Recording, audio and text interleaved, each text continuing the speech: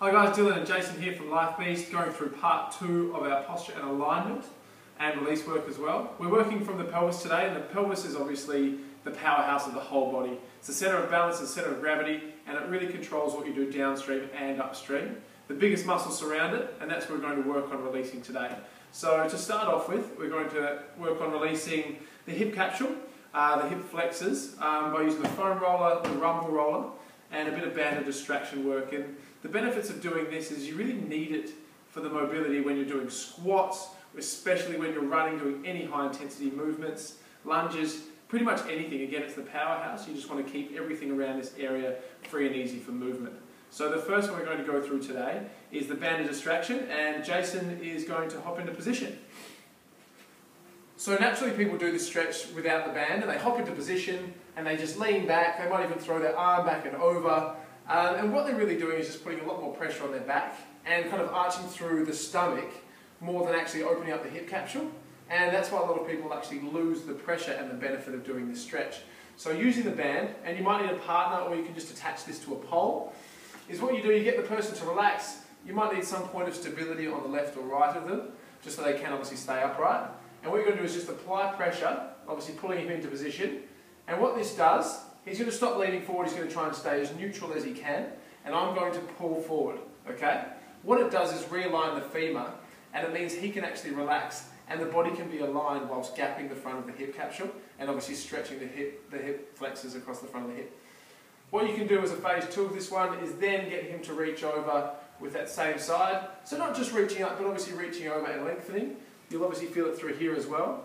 And another major factor, something I'm a big fan of, is getting them to breathe effectively through this space. So I always just say breathe through this space.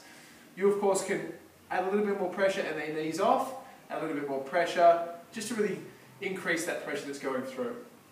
So we're going to go into the foam rolling now. So this is a rumble roller. This is for next level stuff if you really want to cause the person some pain, but also some really good release work. We're not going to use this today, but no, you can do the exact same thing with this if you find that this isn't really doing what it should be doing anymore.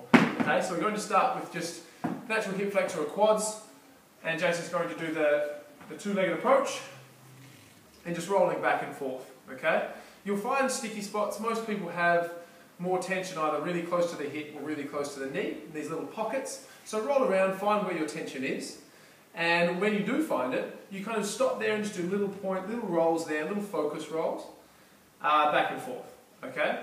If you're on this and it's not really causing too much tension and you really want to build that pressure, which again, it's good pressure, you can either go to one leg or, so Jason's obviously doing his right now, or you can of course do an active version, okay? So you find your point of tension, which Jason's going to do now. He's going to do it with his left leg, more so you guys can see it. And then he's actually going to find that tension and then flex. He's going to bring his heel towards his bottom, add that tension on that spot, and then rock back and forth through that point, okay? And this is a way of just adding a little bit more pressure. What we're also going to do, naturally, a lot of people know about the ITBs and obviously the IT bands, and obviously influencing the patella tracking, obviously the knee tracking. And it's usually from a lack of control and muscle activation through the hips when these get really, really active and overactive. So what we're going to do is, Jason's going to roll to his side, showing you the right leg, and you really want to be stable through the whole body here, just so you can support the body and make sure you're not putting too much tension on. And he's just going to roll back and forth really, really slowly.